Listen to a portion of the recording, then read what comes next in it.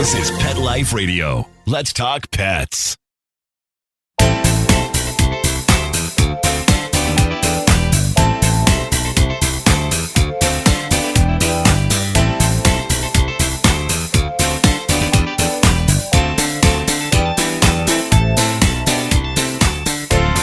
Welcome to Covered in Pet Hair, a boozy show for pet lovers on Pet Life Radio.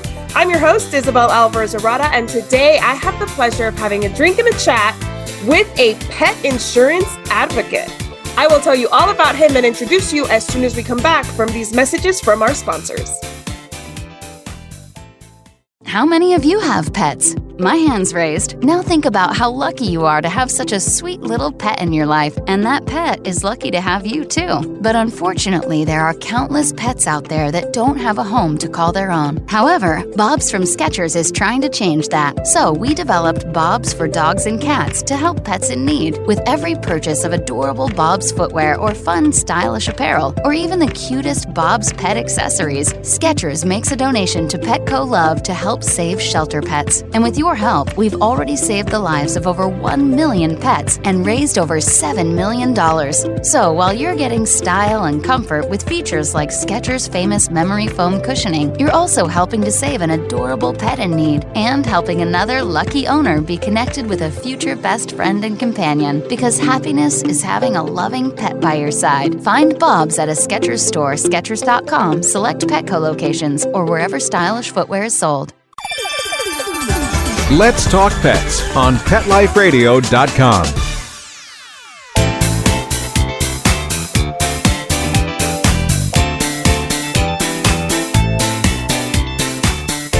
Welcome back to Covered in Pet Hair. I'm your host, Isabel Alvarez-Arata, and today I have the pleasure of having a drink and a chat with a pet parent, an adventure seeker. He's a road tripper, a foodie, and a cocktail connoisseur. He's a coffee lover, a world traveler, and a fitness fanatic. He was born in New York City, went to college in Massachusetts, attended grad school in Chicago, and now has called Seattle home for many, many years. He is an empty nester to two young lucky things that live in London and Ireland right now. Take me with you. And he is husband to Karen, dog dad to two rescues, a doofy, his word, not mine, pit bull named Baxter, and a small yellow dog, Sally. I love when a dog is just referred to by their color. That's my favorite breed. And he is a self-proclaimed pet insurance advocate, which I may also be after this show, I believe. His name is Brian Jorgensen. He's head of MetLife's pet insurance organization. Welcome, Brian. It's so good to have you on the show. Thank you.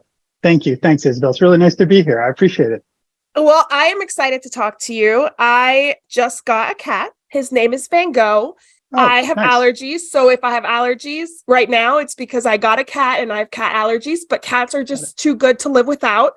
Right. So I think the timing of this could not be better because he has literally been in this house for 2 months. Oh. So I want to tell you all about Van Gogh, but first I want to introduce our drinking game today. So anybody at home participating in our drinking game, especially because we're talking about insurance and that stuff gets heavy, if you want to participate in our drinking game today, anytime you hear this word, the secret word is unexpected. Make sure you take a drink of whatever you're enjoying, but please be over 21 to partake, never drink and drive, and always drink responsibly. I know you're working today. I know it's a work day, Brian. So what are you joining us with? So I've got two drinks, actually. One is coffee. This is a local brew here. We're very big fans of coffee. And then this is sparkling water, which I drink constantly. I think this is my 9th cup of coffee for the day. So I think I'm almost done for that. I drink a lot of coffee. It's true. Yes. Wow. You really are a coffee connoisseur. Oh my goodness. Yeah. I have 2 a day. Like I used to not drink coffee and then I had children and now it's like they kind of go hand in hand. So I have 2 a day. So I think if I had 9 cups of coffee, I would have the zoomies like my cat. Yes. Yeah. My dogs get the zoomies too. But I find if I don't have that, I don't know that I can make it all the way through. So it just to stay alert, stay up, stay awake, and keep the energy high. It's good. It works for me. And when I don't have it, headaches. Well, yeah, so bad. well, I'm sure the withdrawal symptoms are big. I mean, I know about headaches from wine. Today, I'm having a glass of Verdejo, which is one of my favorite wines. My family's from Spain, so Spanish grapes are always some of my top favorites, and this is a Verdejo. So cheers. Thank you for being on the show. Hey, Here's to you. I'll have cheers the to wine, you. you have the coffee. Fair enough. All right, well, I want to get to know you. You are the guy in charge of bringing MetLife's pet insurance to the world. I was Yes. just informed that out of so many pets in the US, is it 90 million pets in the US? Is About that the 90 right to number? 95 million. Yep. Only 2.5%-ish have pet insurance. So That's right. we're going to talk about all that. My mind is Great. blown a little bit. Okay. But you have a big job, it sounds like. So we're going to get to know you. We're going to play a game called Curious Kitty. It's one of my favorite games because I don't really have to ask any questions that I come up with. These are all here in this little handy dandy Okay. hat. Excellent. I All love right, it. so I like phone it in with this game, which is my favorite thing to do. All right, let's talk about you now. What motivates you? So probably the thing that, given the industry that I'm in, a pet industry, the thing that motivates me probably more than anything else is the people. So the thing about the people that I love is their enthusiasm, their passion for the pets. That's what it's all about. And the passion for really helping pet parents out there make sure that they are covered, make sure that they are happy, that they have absolute best possible service they can possibly have. Yeah, it's the people I get to work with who are smart and funny and pet lovers and really, really do care deeply about delivering. I love these people. You know what's really funny is most of the people I have on this show, they don't like the people in the pet industry. They only like the pets. So congratulations, because you're like me. I love both the people and the pets. Yeah, I think they're pretty awesome. I love the pets, I do, but yeah, I love the people too. You can't affect the pets without affecting the people. You're absolutely right. They got 100%. Yeah. All right. This one's interesting because you're in Seattle and I'm sure there's a Yeah. fantastic food scene there. Describe the fanciest meal you've ever eaten. Oh, okay. Well, all right. But the fanciest meal I've ever eaten, it's actually a meal that I had not in Seattle. I've had some phenomenal meals here, but I would say the fanciest meal I've ever had was at a restaurant called the Lady Helen. The Lady Helen is the on-site restaurant it is a Michelin star restaurant, but it's in Kilkenny, Ireland. And it's at a golf course just outside of Kilkenny. And it is absolutely like gobsmacked, fancy, beautiful, wonderful 9-course meal. And before we dropped my son off at college, we actually took him out for a fancy meal. And this is the place that we ended up going. And it was amazing. My wife fell asleep during the 7th round. I think it was all paired is the price. So every single course had a glass of wine with it. And that's always a problem. I mean, I get it. I watch the show Below Deck on Bravo and they, Yes. these amazing meals and they've been like enjoying themselves all day on the water. Yeah. And by the Yeah. 7th course, they're all like, You're done. so I get it. Yeah. I totally Yeah. get it. Because when you're touristing, you go hard, but your body doesn't always keep up. Right. Speaking of coffee and how much coffee you drink, how much water do you drink daily? Okay, that's a really great question. I don't track it. I probably should. My fitness app tells me I'm supposed to be tracking it. I just drink it, a lot of it. And I have containers that I just keep filling up throughout the course of the day. If I had to guess, I'm going to say 12, this is a mason jar, 12 mason jars maybe of water a day. Good job. That's amazing. okay. I thought you were going to tell me like everybody else, not enough. Oh, yeah, definitely not enough. Sorry. No, you're fine. All right, this is the last one, and I'm actually curious now that you have traveled and you've eaten such good food. Design your own dessert pizza. That's a tough one. The only reason that is tough, I'll tell you, is one of our favorite things to do for dessert is a cheese board, and a cheese board works on pizza. Yes. But so I like desserts that have a crispy crunchiness, like a light flakiness to them. Think cannoli, but a cannoli that they made perfectly and they did not fill earlier in the day. They waited until later in the day to actually fill it, or ideally right before they handed it to you. So it's still flaky and wonderful on the outside, but does have so I would say a pizza crust made of a cannoli crust. Ooh. With, we'll go with like an almond cream filling, and then maybe sliced strawberries, maybe some sliced kiwi, like really nice fresh fruit on it. There you go. Ooh, like a fruit tart pizza. I love that. Oh yeah, beautiful. Perfectly Yes. stated. A fruit tart pizza. I love that. Okay, that sounds delicious. I would probably do like you. I like a cheese plate for dessert, so maybe like a pear gorgonzola pizza or something like that with a little honey. I love that. We had one of those once when we were in, I think we were maybe France. That amazing though, absolutely wonderful. Yeah. I know. I lived in France for a while. All I did was eat cheese and drink. Yeah, all I did was eat cheese and drink wine, and then I wondered why I came home 20 pounds heavier. I was like, why? What is happening? It's true because everybody in France is really fit and tiny, right? Yeah. So that's weird. I don't get it. No, I don't think they were eating whole bries by themselves.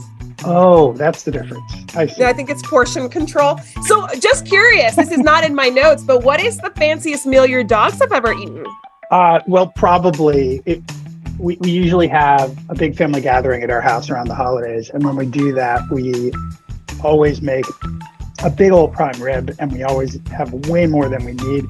And I always have Baxter and Sally standing right next to me as helpers. So yeah, I'm sure they've eaten multi-portions of prime rib at the holidays by standing next to me the whole time and getting just a little bit here, a little bit there. Yeah. It's good prime to rib. be a dog sometimes.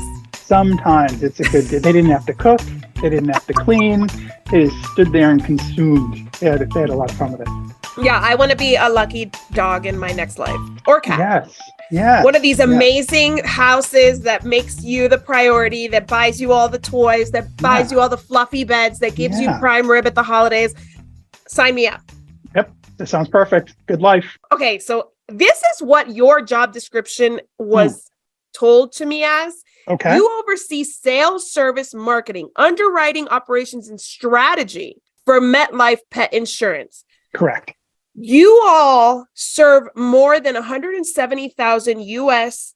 pets and their families in all 50 states plus DC. Right. You cover dogs, cats, birds, rabbits, lizards, potbelly pigs, and more. Yes. What true. has been your biggest surprise entering this market? Because obviously you have a history in insurance, but you haven't always worked in pets. No, that's true.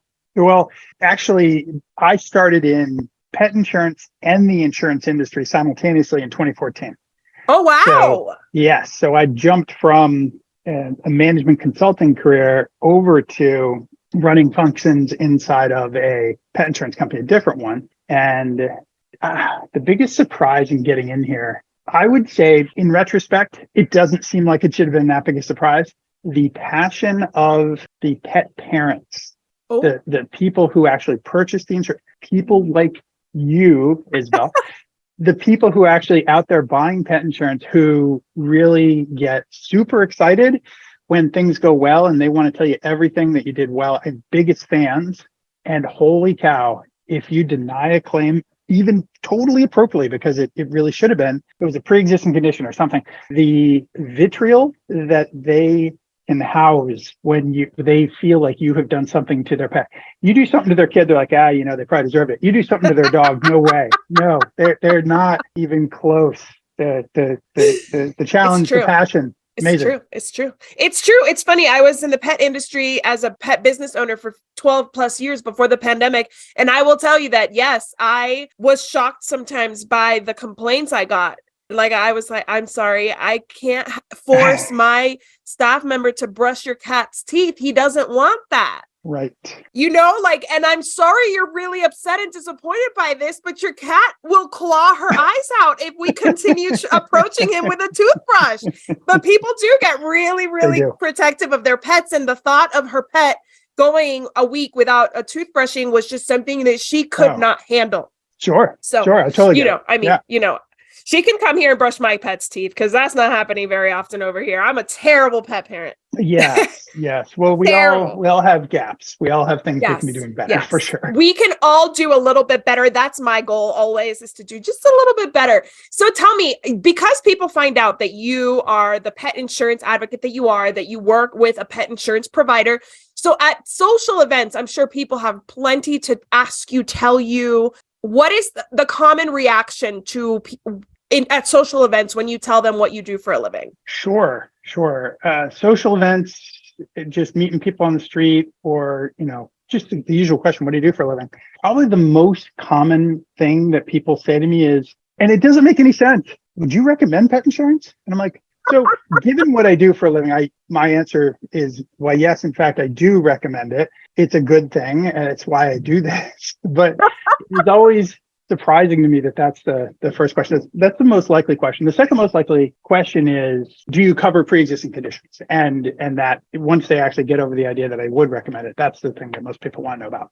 Yes, of course. And we are going to talk a little bit about that kind of the details of pet insurance later, but you probably have heard a lot of myths surrounding pet insurance in these interactions. What are the top myths that you kind of tend to debunk when meeting other people, other pet parents? Sure. So early days of the pet insurance industry, I would say one of the things that people would often ask is, or I guess the myth that they were trying to debunk for themselves is this a real thing? Because for a lot of folks, early days, 2014, 2015, it was so new to people. And look, it goes way back to 2000. Actually, the first pet was Lassie, who was insured, right? So back in the 70s, 80s is when you've actually had pet insurance in the US, but it's just not something folks know about. So just the simple fact, the simple myth of, is this really a real thing or is this some kind of broad thing? No, it's real. Right.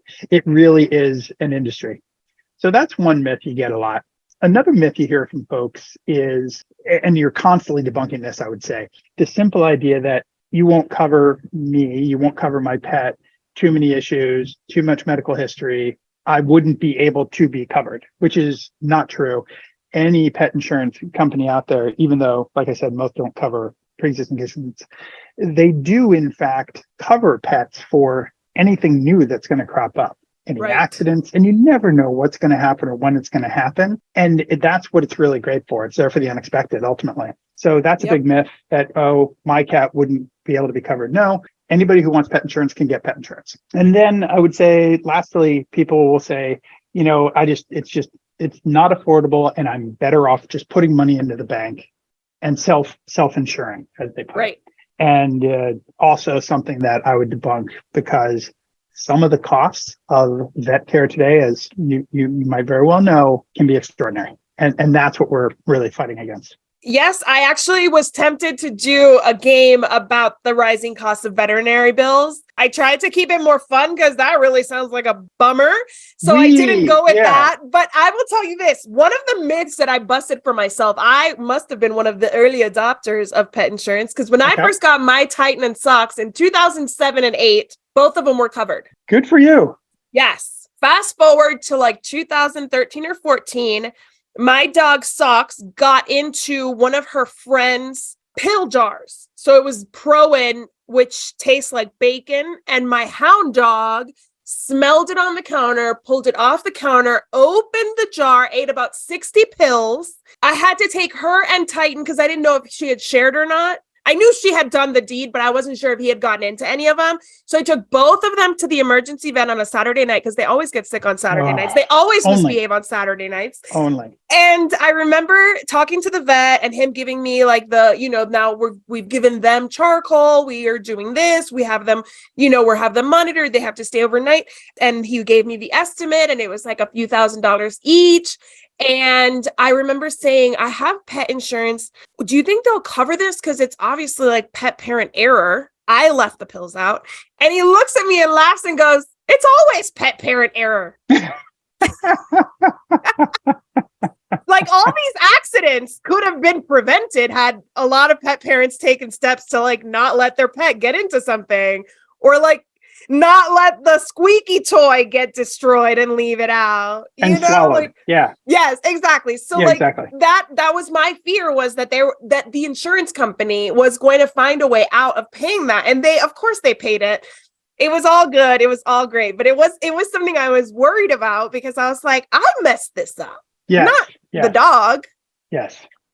No, you're absolutely right. It's part of the industry that those kinds of things have to be covered. I have a vet friend, Jason, who actually will often say, with respect to almost anything that happens dog related, right, that the problem is always at the other end of the leash, right? Yes. And you go into it. That is always going to be true. Behavioral problems, issues with not listening, issues with my wife and I, when we were in grad school, leaving a 5-pound bag of Halloween candy on the counter that our dog pulled off and ate most of. Yes. Yeah, it's always on the other end of the leash. 100% true. Absolutely. Absolutely. Do you find that dogs tend to get themselves into more trouble than cats usually? And does the insurance cost more for dogs than cats for that specific reason? Ultimately, the answer is yes. And the reason is not just because it's a cat or a dog. It honestly, in that case, just comes down to economics.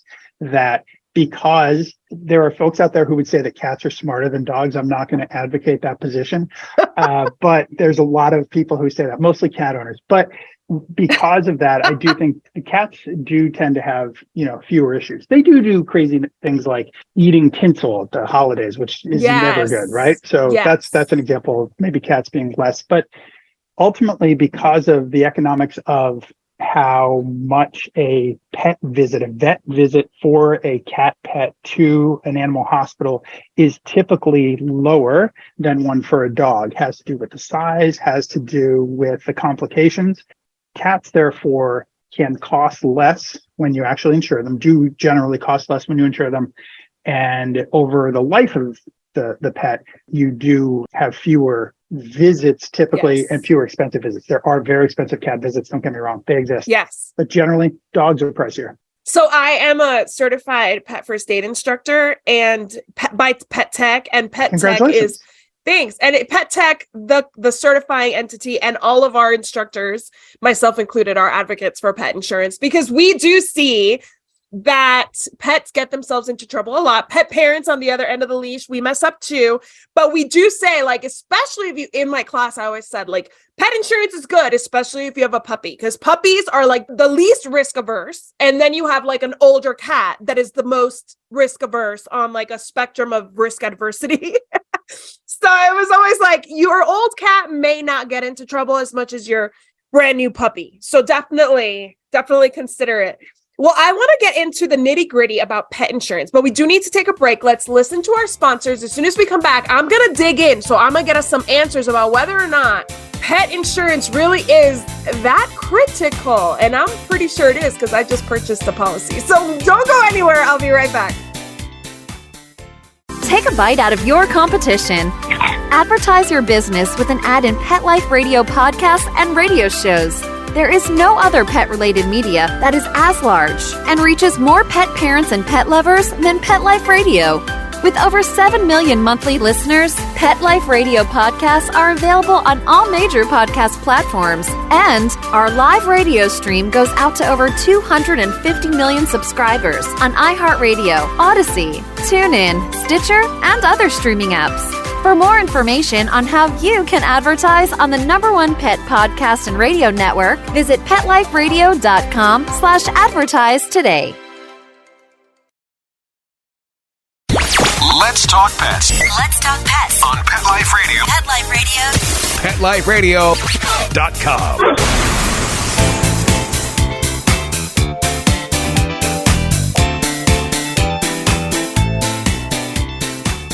Welcome back to Covered in Pet Hair. I'm your host, Isabel Alvarez-Arata, and today I'm speaking with Brian Jorgensen, who is the lead guy with MetLife when it comes to pet insurance. So he calls himself a pet insurance advocate, and I am one too, which is why I think it's such a great opportunity to speak with him today. And Brian, I was looking at a report that MetLife did with pet parents. It's called your Pet Parent Survey.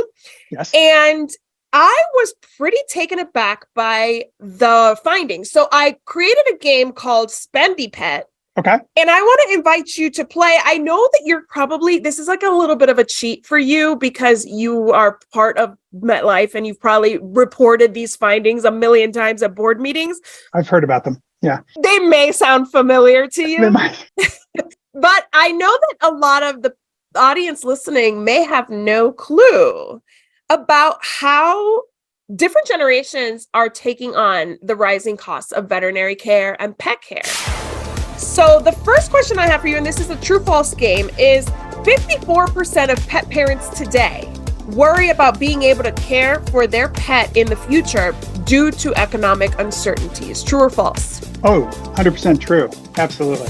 I'm actually surprised it's not higher because, every day things are getting more expensive, and every day there's a shortage of medicine. So now you have to go to a compounding pharmacy, and all of these things start to add up before you realize it. So I think the other percentage of pet parents just haven't had to go to the vet yet, but they're going to find out. Also, as you get older, you see those numbers shift. So, I think that's part of it as well.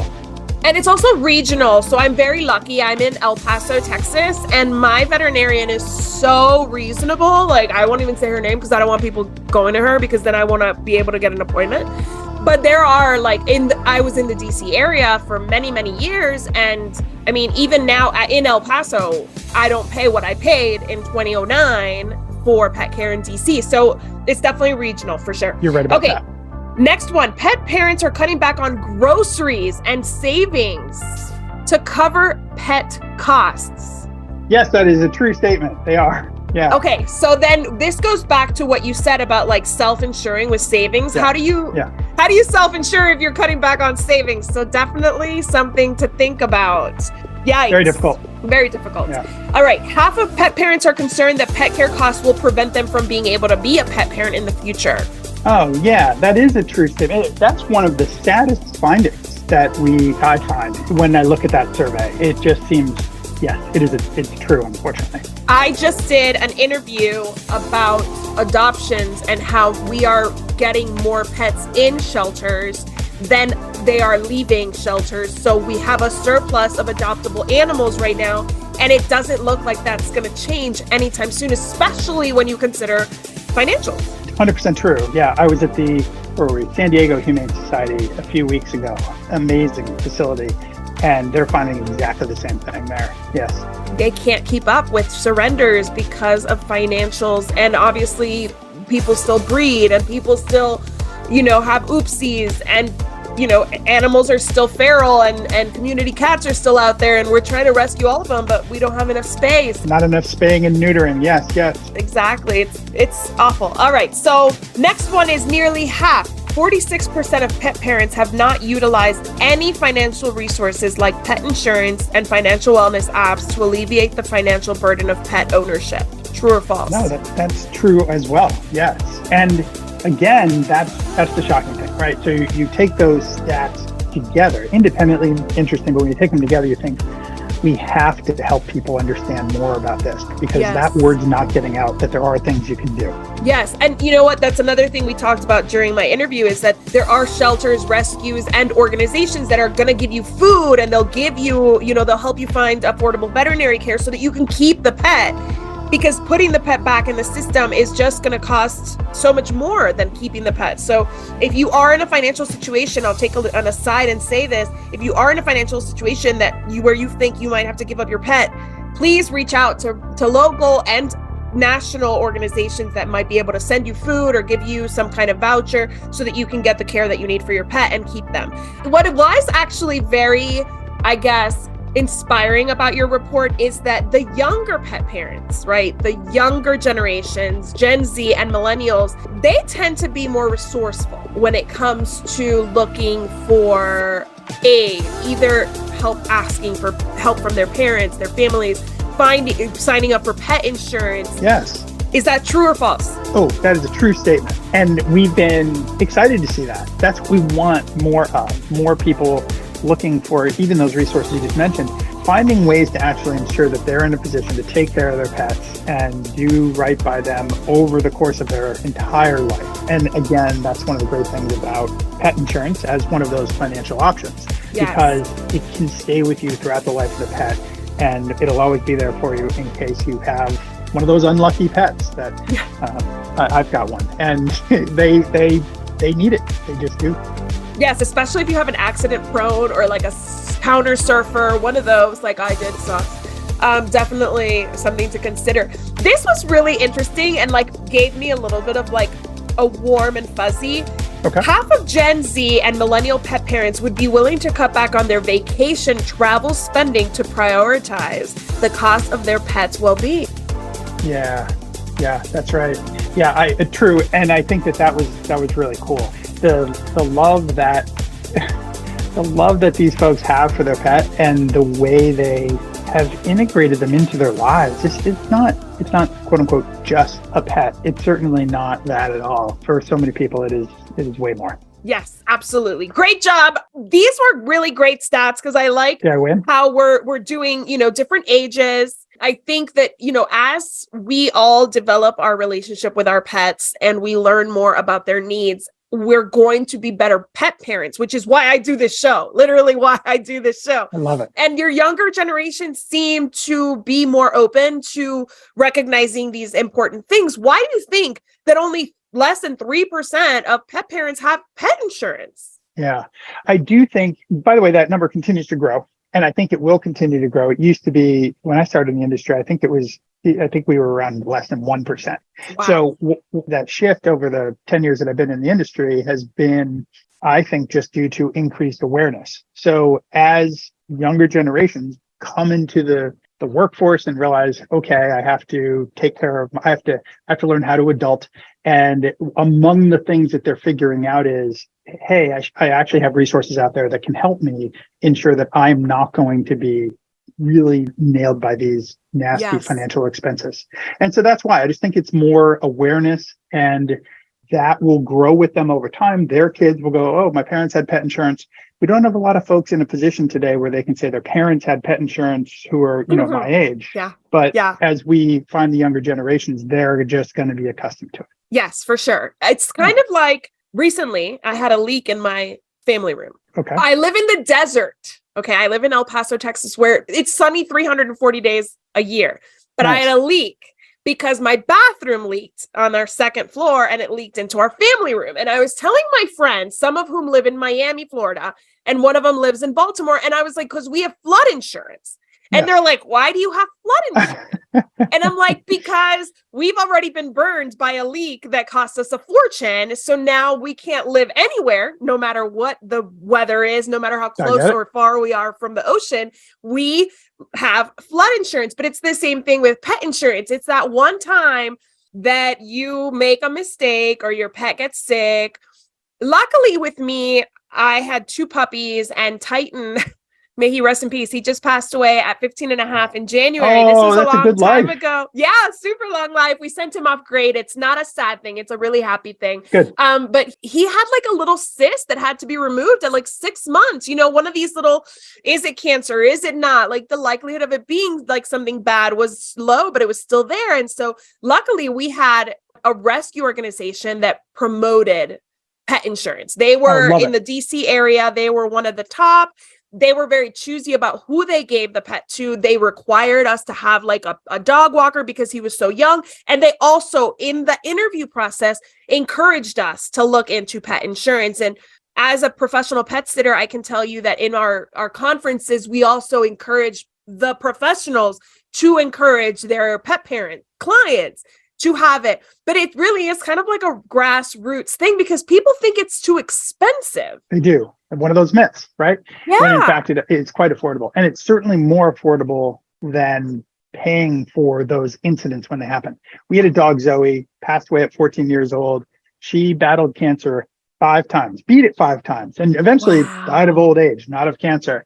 And all of that was covered. A doofy pit bull mix, Baxter, is currently limping because he already had one of his knees have to get redone, TPLO surgery. He needs to have the other one done now. Yeah. And that's $4,500. Again, to your point, it depends on where you live. It's more expensive in some places, but we found a place we get it done for $4,500. Holy cow. And so when he gets both of them done, $9,000 to make sure that your dog doesn't limp. I mean, he's in pain. That's why he limps. So we don't want to have him be in that situation. No. So yes, the unexpected, it happens. And that's what we're here for.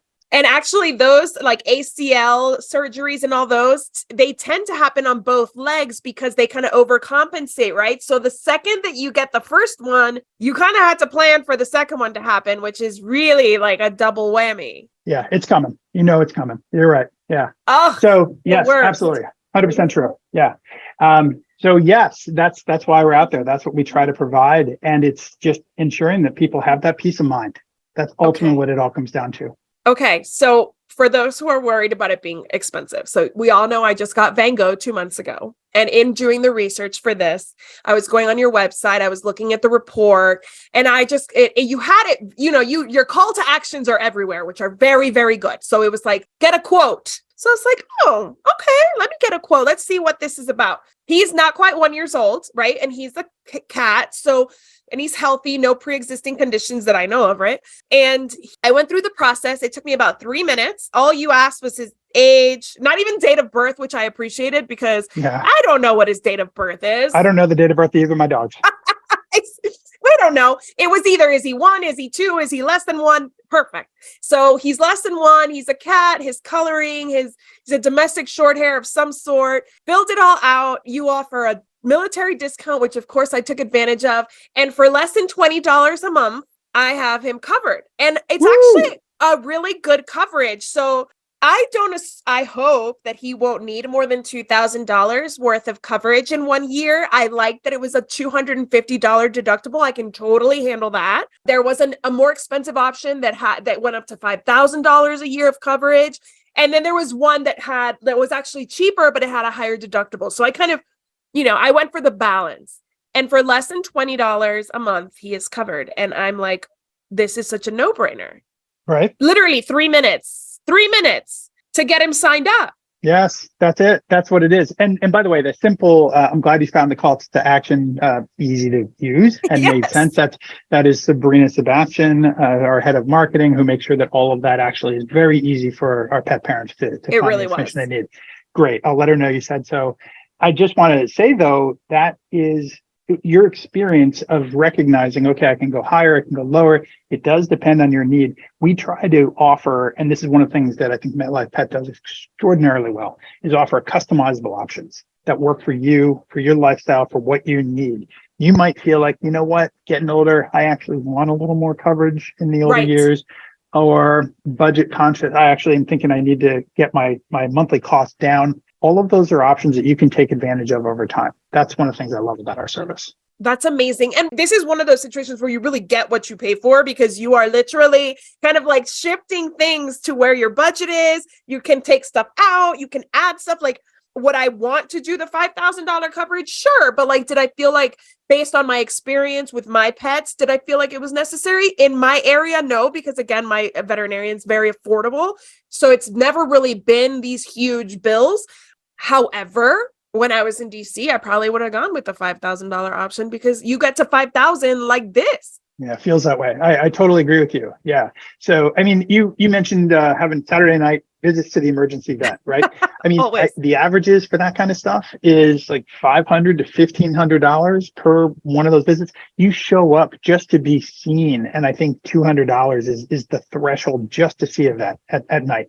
So it does add up very, very quickly. And you're going to want to have some coverage out there to make sure you've got, again, just that protection. Absolutely. Let's say that you go with the $2,000 option this year. You can upgrade next year if you find that your pet is a little more accident prone than others, or how does that work? Yeah, you can upgrade as you need to. Once you actually begin submitting claims, then there are some limitations around that, just to make sure that we're really managing that. Again, the economics of the situation, for all of the pet parents, that's always the thing in a pooled risk situation. But yes, the flexibility is still there. Awesome. Okay. So you said earlier on that some people think it's like a scam. Are there any scams that pet parents need to be aware of? Obviously, MetLife, we recognize that company name. We know that they're a long established insurance company, but there are some kind of like newer insurance companies out there. Should we be worried as consumers that we're missing something and not getting the same coverage from different companies? Look, really, really good question. And I tell anybody who's doing this, I have not seen any evidence that there are scam pet insurance companies out there. Let me just put that out there. Perfect. That said, not about scams per se, but about the insurance. First of all, it's kind of like get out the vote, go get pet insurance. I would recommend that to any pet parent. Yes. Particularly folks with puppies and kittens. Get it while they're young. I think that's a great idea, and I would recommend it to absolutely anybody. Then, second thing I would say is do your homework. Do some research. Find out about these companies. How long have they been around? Are they, A plus rated? Are their underwriters A plus rated? The financial institution that backs them. Just do some homework. Figure these things out. You're right. MetLife is a name that people know, and so that makes it easy. If you're looking at some other options, okay, just make sure that you're doing your homework and making sure you're finding something that actually is going to work for you and your pet's needs. That's it. Yeah, absolutely. Yes. And don't just assume that it's too expensive or no. Dave Ramsey says, just put it in savings. Are you really going to put it in savings? That's the question. So the reason I don't just put it in savings is because I know I have a savings issue. No, totally. And if you think about that, let's say that you do put something in savings, you can have an incident that will just blow through that in one event. And then the next year, that's not there anymore. And your point about the ACL, like if it happens on one leg, I think the numbers are, it is 85% likely to happen on the other one within the next year. And by the way, you just lost it all last year because you spent your quote unquote savings. It's not a way that I would recommend. Right. However, I've seen a lot of this. I've seen a lot of the data. That's what we work in every day. So yeah, that's why I think it's the right thing to do. Absolutely. So where can my audience learn more about MetLife pet insurance, and what do you want them to know that I haven't asked about? No, great. No, I appreciate it. First of all, go to MetLifePetInsurance.com. Very easy, MetLifePetInsurance.com, and do your homework on that page. I think that it's really important for folks to get in there and learn. Like I said, do your homework. And other things that I would encourage people to know about this is, you've already said it, you've stressed this, it's not too expensive.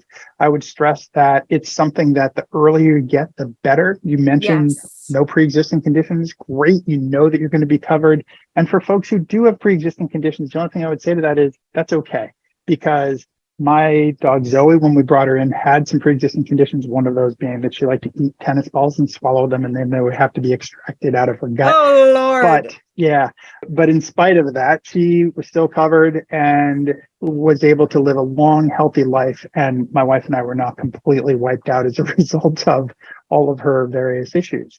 Get it early. Pre-existing conditions won't be covered, but all of the other things that can happen, all the incidents and accidents and just the daily life of being a dog or a cat, all of those things can actually really add up. So having it in your corner is the right thing to do. Yes. And when you start looking at the numbers of cancers in dogs and cats rising, and when you start looking at kidney disease, heart diseases rising, and if you're not feeding, like a homemade raw food diet, because not all of us can, chances are your pet will end up with a pancreatitis at some point or something related to food. So it's really funny that people think like my dog's healthy. It's like our dogs in general aren't that healthy, just like our humans aren't that healthy. Exactly. We're not always that healthy, and having something that protects our pocketbooks and our pets is always a good idea. And even setting aside the pancreatitis and the various cancers, the dog who jumps off of the couch and just breaks his leg or hurts his leg or whatever, these things just happen all the time. That small yellow dog that we have, she is always underfoot, and we are terrified we're going to stomp on her at some point. Hasn't happened yet, but it does happen. We have had so many claims for folks who, oh my gosh, I feel so bad, I stepped on my dog. It does happen. It does. You never know. Accidents happen. The first week Van Gogh was here, I stepped on him like 3 times. Oh my gosh, but he was okay. I'm washing my face and the cat is under my foot. Like, I can't see you. I wish I had those skills. I wish I had eyes on the back of my head, but I don't. So yeah. So just as much as it's pet parent error, some of these pets have like a death wish. So for sure, it's just the smart and sensible thing to do. I think. I agree. Exactly right. Yeah. All right. Yeah. Well, I just want to thank you for sharing your expertise with us. I want to propose a toast to you and all the people at MetLife. Cheers. Thank you. Cheers. For protecting the pets. Thank you, Isabel. Thank you so much for the promotion. People need to hear this story. So I really appreciate you and what you're doing out there. Thank you. Oh, yeah. If people want to hear all my pet insurance claims, I'm happy to share them. There were many with socks. Socks had many. I also want to propose a toast to our executive producer, Mark Winter. Thank you, Mark. And to our audience for joining us for these awesome conversations. I know you love your pets. I know you love having them and sharing your life with them. Take a minute to go on the MetLife website, find out how much it would be. It's just, don't just assume you can't afford it. You may very well be able to afford it, and it's probably the best thing you can do for your pet this year. So here's to a life covered in pet hair, because there's no better way to live. Cheers. Nope. Cheers. Cheers. Thank you. You're welcome. To learn more about Covered in Pet Hair, please visit coveredinpethair.com or petliferadio.com. Thanks for watching, and I'll see you next time. Let's Talk Pets, every week on demand, only on PetLifeRadio.com.